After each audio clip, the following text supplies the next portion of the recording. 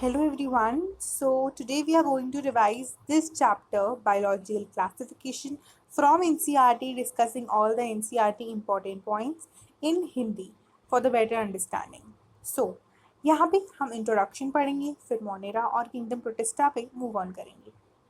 देखो, बहुत ही पहले टाइम से since the dawn of civilization बहुत ज़्यादा अटेम्प्ट्स किए जा रहे थे ताकि हम ऑर्गेनिजम्स को, लिविंग ऑर्गेनिजम्स को पर्टिकुलरली कैटेगराइज कर सकें और वो भी किस बेसिस पे। उस टाइम पे हमें साइंटिफिक बेसिस की तरफ कोई ध्यान नहीं था, तो फूड, शेल्टर और क्लोथिंग के बेसिस पे ही क्लासीफाई हो सके, वही बहुत बड़ी बात थी। एरिस्टोटल जी ने फर्स्ट अटेम्प्ट दिया था इस चीज़ को, एक साइंटिफिक बेसिस की तरफ इस चीज़ को मूव ऑन किया और सिंपल मॉर्फोलॉजिकल कैरेक्टर्स इन्होंने यूज़ किए। ठीक है। और इसके बाद इन्होंने प्लांट्स को ट्रीज, हर्ब्स और श्रब्स में कन्वर्ट किया था, आई मीन कैटेगराइज किया था। और एनिमल्स को इन्होंने उनमें रेड ब्लड है कि नहीं उसके बेसिस पे डिवाइड किया था। अब लीनियस जी ने टू किंगडम क्लासिफिकेशन दिया। Linnaeus gave the two kingdom classification in which he divided the things into plants और एनिमल्स। उन्होंने डिवाइड कर दिया और उसमें ये जो सिस्टम था, इसके कुछ कुछ ड्रॉबैक्स भी थे। क्या, सबसे पहले यहाँ पे लिखा है कि ये प्रोकैरियोट्स और यूकैरियोटिक्स और ऑर्गेनिजम्स को डिफ्रेंशिएट नहीं करता था, और यूनिसेलुलर और मल्टीसेलुलर को भी डिफ्रेंशिएट नहीं करता था, और ना ही फोटोसिंथेटिक और नॉन फोटोसिंथेटिक को डिफ्रेंशिएट करता था। जैसे इसके लिए एल्गी और फंजाई दोनों सेम ही थे। तो क्लासिफिकेशन ऑफ ऑर्गेनिज्म जो थी प्लांट्स और एनिमल्स पे, वो बहुत ही इजीली इन्होंने कर दी, और सिंपल मॉर्फोलॉजिकल ट्रेड्स का यूज़ करके। इस टाइम पे जो क्लासिफिकेशन थी वो कुछ हद तक इजी बन चुकी थी, लेकिन अभी भी काफ़ी सारे ऑर्गेनिज्म ऐसे थे जो किसी भी कैटेगरी में नहीं आते थे। इसीलिए दो सिस्टम क्लासिफिकेशन का जो था, यानी टू किंगडम क्लासिफिकेशन, उसको हमने काफ़ी टाइम तक यूज़ किया बट इनएडिकेट माना, क्योंकि इसमें बहुत ज़्यादा फ्लॉज थे। अब ग्रॉस मॉर्फोलॉजी के अलावा भी इसमें काफ़ी सारे कैरेक्टर्स थे बट जो यहाँ पे डिस्कस किए ही नहीं गए थे। अब देखो इसने क्या क्या लिया, देखते हैं। देखो, beside the cross morphological characters कौन कौन से कैरेक्टर्स और भी आते हैं वो यहाँ पे मेंशन किए गए हैं। जैसे कि nature of wall, cell structure, mode of nutrition, habitat कौन सा था उनका, और साथ में मेथड्स ऑफ रिप्रोडक्शन कौन से थे, उनका एवोल्यूशनल रिलेशनशिप कैसा था। ये सब चीज़ें भी डिस्कस होनी चाहिए थी लेकिन नहीं डिस्कस की गई। उसके बाद जो क्लासिफिकेशन सिस्टम था यहाँ पे लिविंग ऑर्गेनिजम्स में, उसमें बहुत ज़्यादा सेवरल चेंजेस किए गए टाइम के साथ साथ। लेकिन प्लांट्स और एनिमल्स तो वही कांस्टेंट रहे, क्योंकि प्लांट्स और एनिमल्स की क्लासिफिकेशन तो है ही है, उन दोनों को कहीं भी नहीं हटाया गया, वो दोनों सिमिलर ही रखे गए, हर एक सिस्टम ऑफ क्लासिफिकेशन में डाले गए। उसमें 3 सिस्टम भी बना, आगे जाके 6 सिस्टम भी बना था। अब आगे हम पढ़ेंगे। जो नंबर और नेचर ऑफ किंगडम्स हैं वो तो चेंज होते रहे डिफरेंट साइंटिस्ट के अकॉर्डिंग, लेकिन प्लांट्स और किंगडम, प्लांट किंगडम और एनिमल किंगडम कहीं नहीं गया, वो वहीं पे रहा। अब देखो, देखिए यहाँ पे एक टेबल दिया है एनसीईआरटी में जो कि बहुत ज़्यादा इम्पॉर्टेंट है रिवाइज करना। इसमें हमारे पास डिफरेंट डिफरेंट कैरेक्टर्स दिए हैं और बाकी किंगडम्स दिए हैं। इसको हम बाकी क्लास में भी पढ़ेंगे, इसीलिए इसको रिवाइज करना ज़रूरी है। देखिए, सबसे पहले आता है cell type. Cell type Monera में कैसा होता है, प्रोकैरियोटिक, बाकी सब में यूकैरियोटिक होता है। सेल वॉल इसमें नॉन सेलुलोजिक आती है, और प्रोटिस्टा में तो किसी किसी में प्रेजेंट होती है, फंगल में प्रेजेंट, फंजाई में प्रेजेंट है लेकिन काइटिन के साथ प्रेजेंट है, और प्लांटे में प्रेजेंट है सेलुलोज की बनी, और एनिमिलिया में एब्सेंट होती है। ये हम सबको ये सभी पॉइंट्स अच्छे से पता है, बार बार डिस्कस करने की जरूरत नहीं है। न्यूक्लियर मेम्ब्रेन की बात करें तो एब्सेंट है मोनेरा में, प्रोटिस्टा में प्रेजेंट है, फंजाई, प्लांटे, एनिमिलिया में प्रेजेंट है। और बॉडी ऑर्गेनाइजेशन की बात करें तो सेलुलर है इस दोनों में, मोनेरा और प्रोटिस्टा में, और फंजाई में है लेकिन कैसी है, लूज। लूज मतलब मल्टी सेलुलर, लूज टिश्यू की टाइप की। और प्लांटे में टिश्यू या फिर ऑर्गन, और एनिमल्स में ऑर्गन सिस्टम भी इंक्लूडेड है। अब न्यूट्रिशन ऑटोट्रॉफिक भी है, हेटरोट्रॉफिक भी है, इसमें इसमें ऑटोट्रॉफिक है, इसमें हेटरोट्रॉफिक है, autotrophic and heterotrophic and holozoic भी बोलते हैं हम इन एनिमल्स। ठीक है, आगे मूव करते हैं। देखो अब हम बात करेंगे आर एच विटेकर जी की।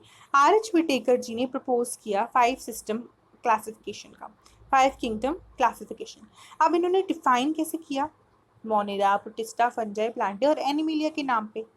जो मेन क्राइटेरिया इन्होंने यूज किए वो बहुत ज़्यादा इंपॉर्टेंट है, जो बच्चे स्किप कर देते हैं। सबसे पहला है स्ट्रक्चर, किसका? सेल का। सेल का structure, structure of the cell, cell structure, body organization, mode of nutrition, reproduction and phylogenic relationship. कैसे? सेल का structure, body organization, mode of nutrition, reproduction और फाइलोजेनिक रिलेशनशिप, ये सभी पॉइंट इसके अंदर इंक्लूड होते हैं। उसके बाद इसकी वजह से एक कंपैरिजन टाइप हो गया सभी की सिस्टम्स में।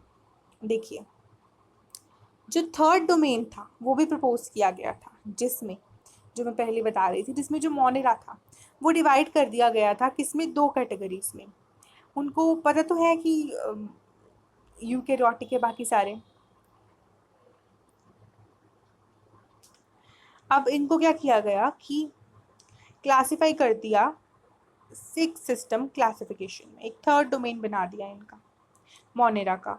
हम आगे पढ़ते हैं वो, पर सबसे पहले हम 5 सिस्टम की बात करते हैं, 5th सिस्टम की बात करते हैं। देखो बाकी क्लासिफिकेशन ने क्या किया था कि bacteria, blue green algae, fungi, mosses, ferns, gymnosperms और एंजियोस्पर्म को प्लांट्स के अंदर रख दिया था। जो कैरेक्टर था वो ये था कि presence and absence of cell wall in their cells, जिसकी वजह से कुछ ग्रुप्स डिफरेंट कैरेक्टरिस्टिक्स वाले भी साथ में ही रख दिए गए थे, जो कि नहीं रखे जाने चाहिए थे। इसमें किस किस ग्रुप को साथ में रख दिया? जैसे कि prokaryotic bacteria, blue green algae, उन दोनों को साथ में रख दिया, बल्कि हम जानते हैं कि वो दोनों का कोई भी कनेक्शन नहीं है। Prokaryotic bacteria and blue green algae, cyanobacteria जिसको हम बोलते हैं, उनको यूकेरियोट्स में इन्होंने रख दिया था। पहला इन्होंने ये गड़बड़ की। दूसरा, यूनिसेलुलर और मल्टी सेलुलर को इन्होंने डिफ्रेंशिएट नहीं किया, जैसे कि इन्होंने क्लेमाइडोमोनास को और स्पाइरोगेरा को एल्गी के अंदर रख दिया था, बल्कि हम जानते हैं ऐसा कुछ भी नहीं।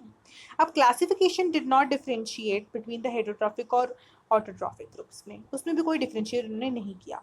तो ये सभी कैरेक्टर्स जो थे वो बस इसी की बेसिस पे रख दी कि सेल वॉल कैसी है। लेकिन आप यहाँ पे हम देख सकते हैं कि फंजाई और जो फंजाई है जो कि एक हेटरोट्रॉफिक है, और ऑटोट्रॉफिक प्लांट जिसका जो वॉल है वो सेलुलोज की बनी होती है, उसमें कोई डिफरेंशिएट नहीं किया और ना ही काइटिन वाली में किया।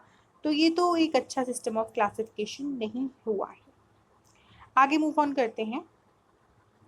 देखो तो क्या हुआ, इन्होंने बोला कि जब ऐसा होना शुरू हो गया फंजाई को, फिर उन्होंने बोला कि हमें सेपरेट किंगडम में रखना चाहिए क्योंकि देखो उसके कैरेक्टर्स अलग हैं। So they kept fungi in a separate kingdom, kingdom fungi. उसके बाद सभी प्रोकैरियोट्स को इन्होंने ग्रुप कर दिया किंगडम मोनेरा में, और यूनिसेलुलर यूकैरियोट ऑर्गेनिज्म को प्रोटिस्टा में। किंगडम प्रोटिस्टा में कौन कौन सी चीज़ें साथ में रखी गई, ये इंपॉर्टेंट है। क्लेमाइडोमोनास, क्लोरेला, जो कि पहले एल्गी में रखी गई थी प्लांट्स के अंडर, अब जिस बोट में सेल वॉल थी, अब पैरामीशियम के साथ और अमीबा के साथ दोनों को साथ में रखा गया। देखिए प्रोटिस्टा में क्लेमाइडोमोनास, क्लोरेला आ गया और पैरामीशियम आ गया और अमीबा भी आ गया। ठीक है, अब it is put together in this classification, सबको डिफरेंट डिफरेंट किंगडम्स में डाल दिया गया। ये क्यों हुआ? क्योंकि अब जो क्लासिफिकेशन का जो क्राइटेरिया था वो चेंज हो गया था। अब कौन सा क्राइटेरिया है वो भी हम आगे पढ़ेंगे। इसकी वजह से क्या हुआ, फ्यूचर में जब भी कोई चेंजेस होते हैं, इंप्रूवमेंट होती है, अंडरस्टैंडिंग जैसे जैसे होगी, वैसे वैसे जो क्लासिफिकेशन सिस्टम है वो इम्प्रूव होता रहेगा ओवर द टाइम। ठीक है, और एक अटेम्प्ट भी यही किया जाता है ताकि हमारा जो क्लासिफिकेशन सिस्टम है वो और अच्छा हो जाए। अब इन्होंने कौन कौन सी यूज़ किए थे देखिए। देखो not only the morphological, physiological और रिप्रोडक्टिव सिमिलैरिटीज, पर फाइलोजेनेटिक भी, फाइलोजेनेटिक मतलब एवोल्यूशनरी रिलेशनशिप्स वाले, वो भी इन्होंने यूज़ किए और आगे यूज होते भी जाएंगे। अब सबसे पहले हम मूव ऑन करते हैं किंगडम मोनेरा पे। Kingdom Monera is the family of bacteria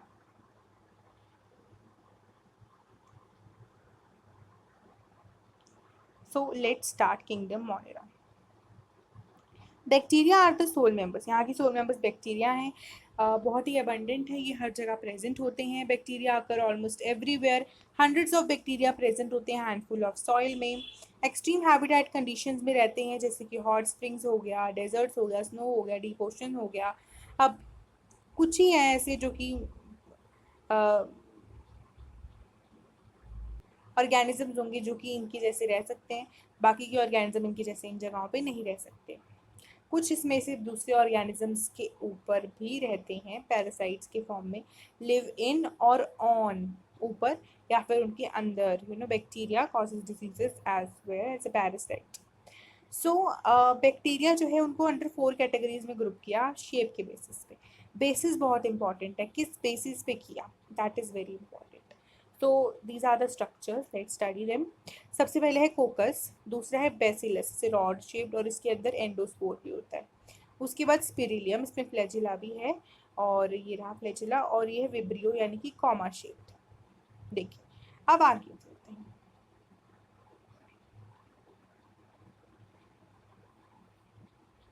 आगे बोला है कि बैक्टीरियल स्ट्रक्चर बहुत सिंपल होता है, लेकिन बैक्टीरियल स्ट्रक्चर बहुत सिंपल होता है लेकिन बिहेवियर बहुत ज़्यादा कम्प्लेक्स होता है। अगर हम कंपेयर करें बाकी ऑर्गेनिजम्स के साथ, तो बैक्टीरिया एक ऐसा ग्रुप है जिसमें सबसे ज़्यादा मेटाबॉलिक डाइवर्सिटी मिलती है। मतलब अलग अलग प्रकार के बैक्टीरियाज जो हैं, यहाँ पे बहुत ज़्यादा डाइवर्सिटी है बैक्टीरियाज की, मेटाबॉलिक डाइवर्सिटी है।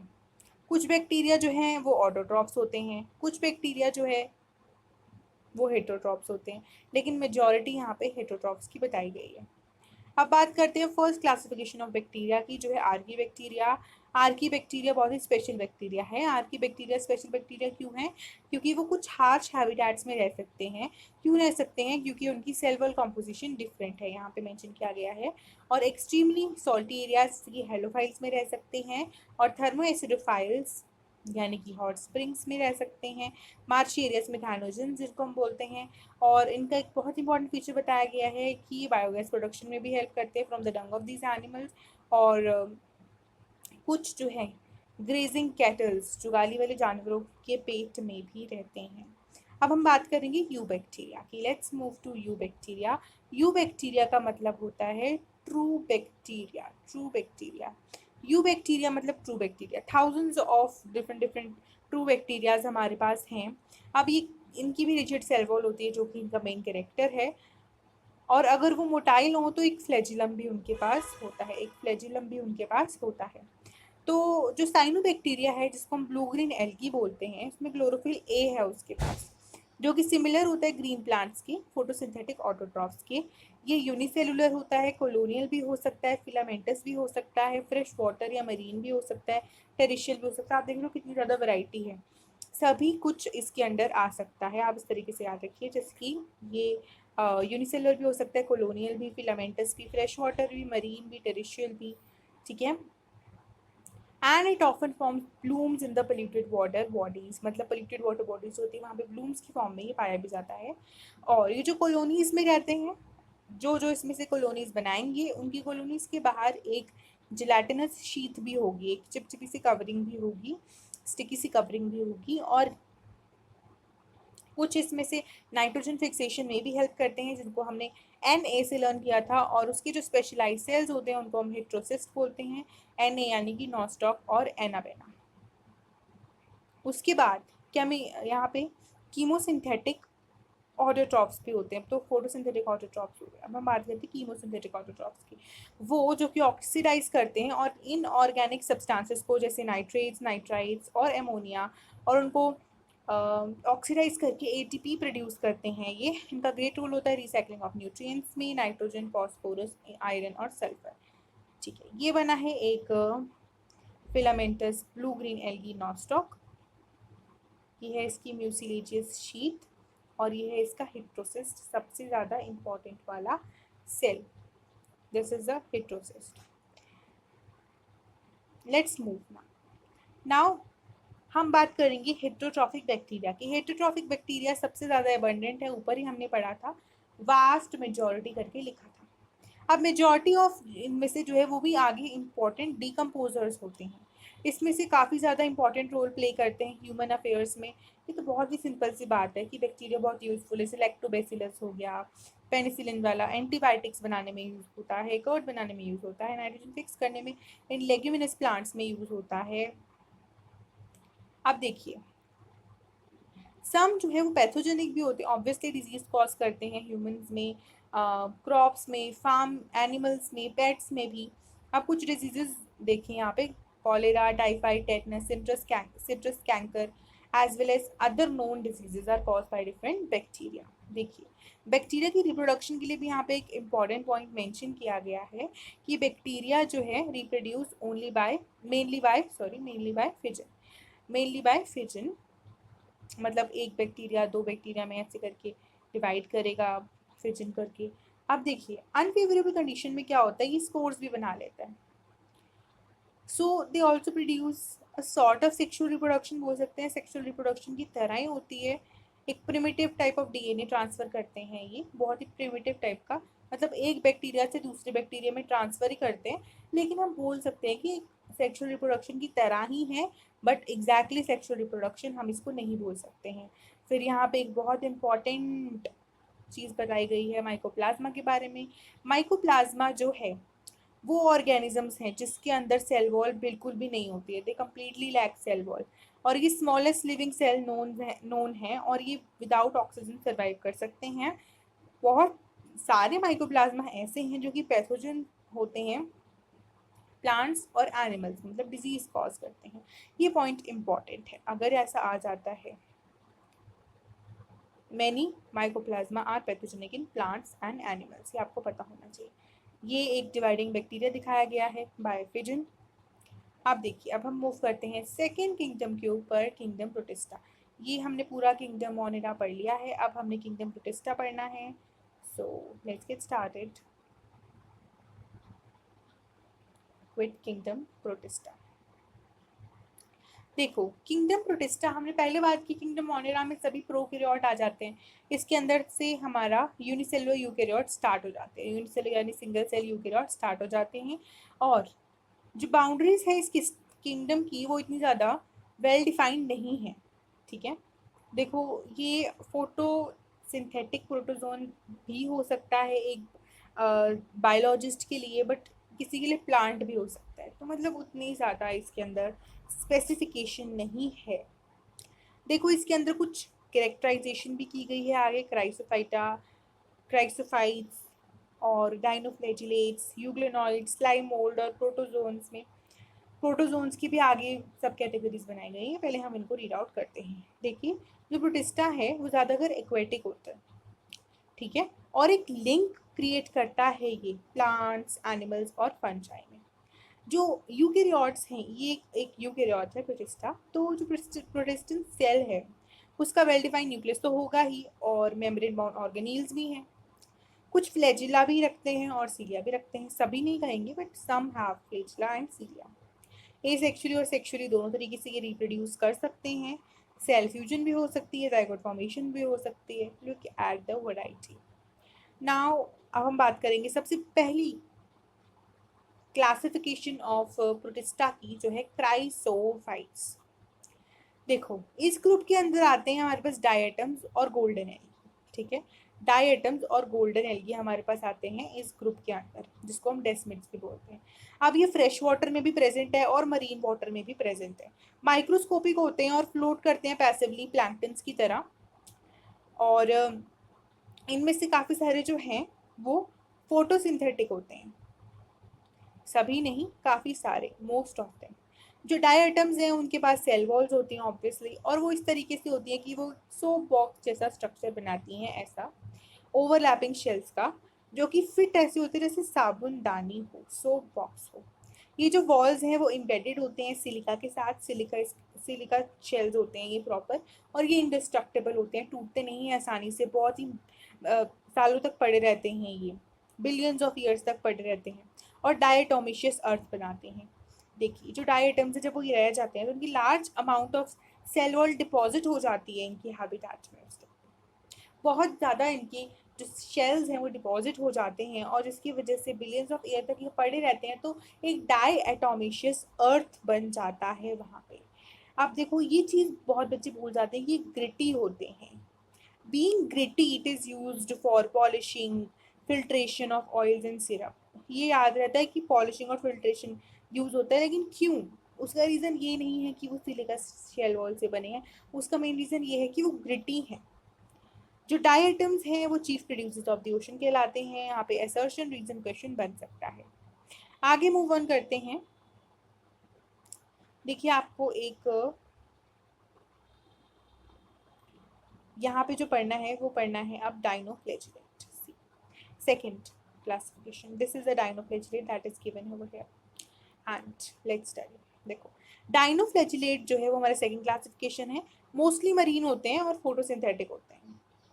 ये डिफरेंट डिफरेंट कलर्स में आते हैं, जैसे कि yellow, green, brown, orange, yellow, green, brown, blue, red, depending on the main pigment present in their cells. और भी कलर्स हो सकते हैं पिगमेंट्स के बेसिस पे। जो सेल वॉल होती है वो स्टिफ सेल्यूलोजिक प्लेट की। अब देखिए पहले भी हमने सेल वॉल के बारे में पढ़ा, पिछले वाले में तो सिलिका की थी, और इसमें क्या है, स्टिफ सेल्यूलोजिक प्लेट की, स्टिफ सेल्यूलोजिक प्लेट की है। आउटर सरफेस पे, इनर सरफेस पे कर देंगे तो गलत हो जाएगा। Most of them have two flagella. एक होता है लॉन्गी, देखो यहाँ पे दिख भी रहा है, एक होता है यहाँ पे लॉन्गिट्यूडनल और एक होता है यहाँ पे हमारे पास ट्रांसवर्सल। शो एक होता है लॉन्गिट्यूडनल और एक होता है यहाँ पे ट्रांसवर्सल, जो कि फरों में से निकल रहा होता है प्लेट्स के बीच में। रेड डाइनोफ्लैजिलेट्स का नाम हमें बहुत अच्छे से पता है, उनको हम गोनियोलिक्स बोलते हैं। गोनियोलिक्स जो है रैपिडली मल्टीप्लाई करते हैं सी में, जिसकी वजह से उसका कलर पूरा पूरा रेड हो जाता है। और ये टॉक्सिक होता है, जिसकी वजह से फिशेज और मरीन एनिमल्स की जान भी जा सकती है। अब हम बात करेंगे यूग्लिना आदि की। तो यूग्लिना की बात करते हैं तो Euglena, euglenoids particularly, majority of them जो है फ्रेश वाटर है, लेकिन वो स्टेगनेंट वाटर में मिलती है। ये एक कंफ्यूजन का पॉइंट नहीं होना चाहिए। फ्रेश वाटर ही है लेकिन पानी ठहरा हुआ भी हो सकता है, स्टेगनेंट वाटर भी हो सकता है, पर वो होता फ्रेश वाटर ही है। फ्रेश वाटर से मतलब है यहाँ पे फ्रेश वाटर।